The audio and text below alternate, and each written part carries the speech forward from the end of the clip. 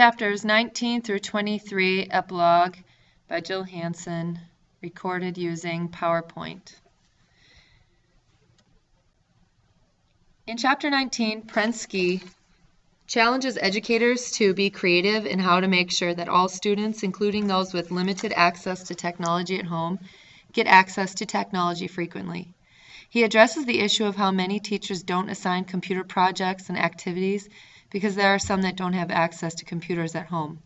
He states, quote, "First, it is important to understand that not every student needs to have the same exact technology," end quote, and that was found on page 162. Just like they won't all wear the same clothes, have the same experiences, or read the same books, they won't have the same technology. They just need some exposure to technology, since everyone will need this experience in the real world.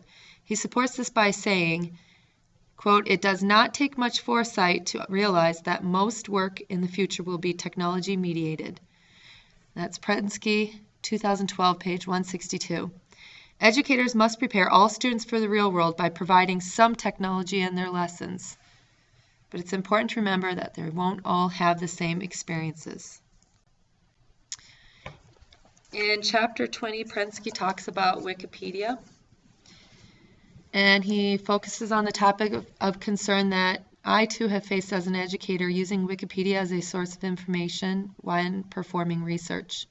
My concern has not been whether or not to use Wikipedia. My concern has been with the students, teachers, and librarians who are shocked when I allow students to use Wikipedia.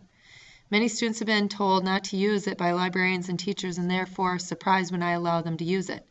I have always thought that educators should not exclude Wikipedia because it does have good information and is something that students will use in the real world.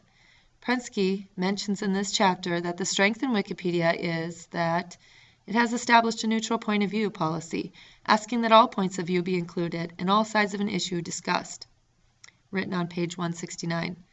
Educators need to rethink their ideas of sources, since not just one source should be used when researching. All points of view need to be considered, which Wikipedia provides.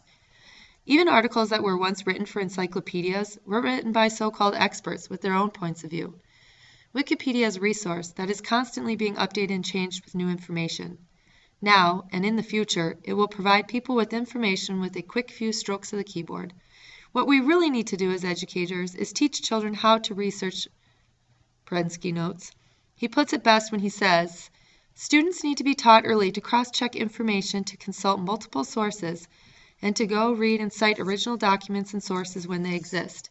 This suggests that teachers need to allow students to use technology like Wikipedia to find information, but we need to give them the tools of research to help them find what is credible and what is not. It's just good practice that they are finding corroborating information."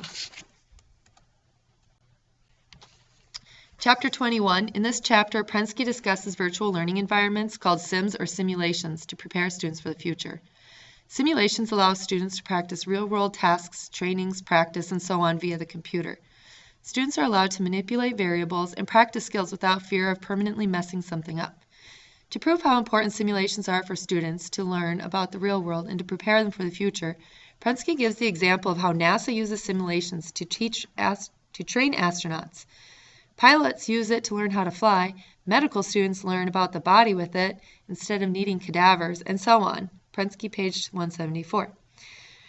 Probably one of Prensky's greatest claims for the use of simulations in classrooms is that, quote, "A simulation is 1, an important key to producing learning and understanding, 2, will play a big part of the student's professional life, and 3, is a teaching tool that demonstrably works."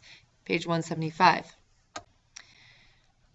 Chapter 22. In this chapter, Prensky asks educators to rethink the banning of cell phones in the classroom and actually see it as a valuable learning tool. Clearly, this chapter was written a while back because he predicted what cell phones would be capable of doing in the future, and that sounded like today's cell phone to me.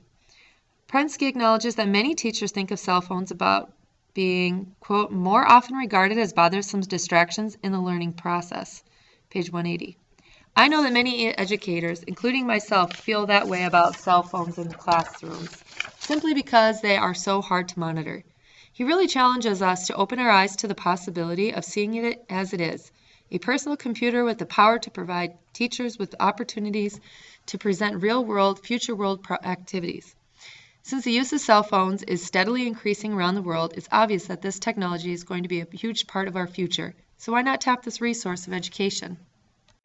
Chapter 23, Prensky addresses the issue of literacy and what literacy means today and for the future compared to what it meant in the past. In the past, if one were to ask what literacy skills a student should have, it would likely have been to be able to master a language through speech and through reading and writing of that language. Prensky would like to argue that the future is calling for a new type of literacy, programming. He supports this by saying, quote, "I believe the single skill that will, above all others, distinguish a literate person is programming literacy, the ability to make digital technology do whatever, within the possible one wants it to do, to bend digital technology to one's needs, purposes, and will, just as in the present we bend words and images." Prensky, page 193.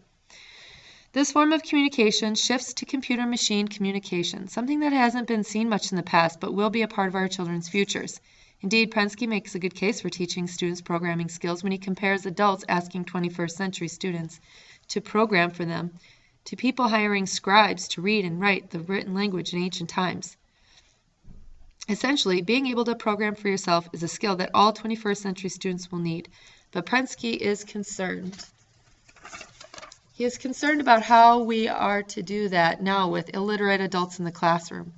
With computers being projected at becoming 1 billion times more powerful in 30 years, educators need to find a way to provide students with lessons on programming.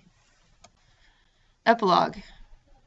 In this final article, Prensky discusses digital wisdom. He explains digital wisdom is a twofold concept, referring both to wisdom arising from the use of digital technology to access cognitive power beyond our usual capacity, and to wisdom in the use of technology to enhance our usual capacity, and to wisdom in the use of technology to enhance our innate capabilities. Page 202. Being a digitally wise person means being able to allow ourselves and our students to be enhanced by technology in a responsible way. Education is just one way we can promote digital wisdom among educators and ourselves with students. One quote that really stood out to me. Mrs. Belfish, please call the office. Pound 8. One quote that really stood out to me to get educators to rethink the current system in implementing technology was, "We must bear in mind that new technologies have always raised similar objections," as Carr points out in Plato's Phaedrus. Socrates objects to writing on the basis that it undermines the memory. Prensky, page 210. What Prensky is pointing out is that with every new technology there is fear. Fear that the technology will make us lazier or less intelligent, but history shows us educators that we need to reevaluate our fears and realize the importance of teaching students digital skills. Contrary article from Greg Graham titled "Cell Phones in Classrooms? No, Students Need to Pay Attention." This article looks at the argument of whether or not educators should allow cell phones in the classroom to be used as educational tools. More specifically, many feel that cell phones are mini computers that can be used to research or gain information quickly.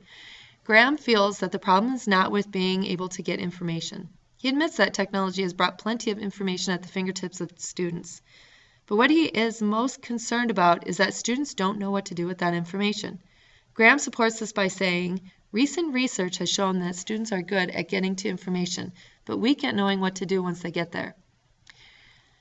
That's Graham 2011. Furthermore, Graham makes the case that students have lower attention spans for what is going on in the classroom when they are free to use their cell phones.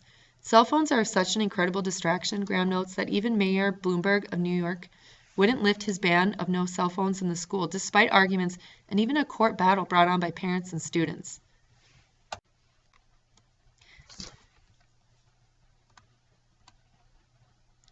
And here are the references.